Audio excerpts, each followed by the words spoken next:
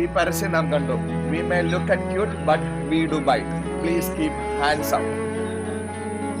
ഈ കാണുന്ന പക്ഷിയെ കുറിച്ചാണ് അഭിപ്രായം എഴുതി വെച്ചിരിക്കുന്നത്. പാപം ഇതുപോലെയാണ്, കാണാൻ വളരെ മനോഹരമായിരിക്കും. പക്ഷേ ആ പാപം, അതിന് തൽക്കാല ഭോഗമുണ്ടെങ്കിലും തൽക്കാല സന്തോഷമുണ്ടെങ്കിലും പാപം അതിനോട് കളിക്കരുത്.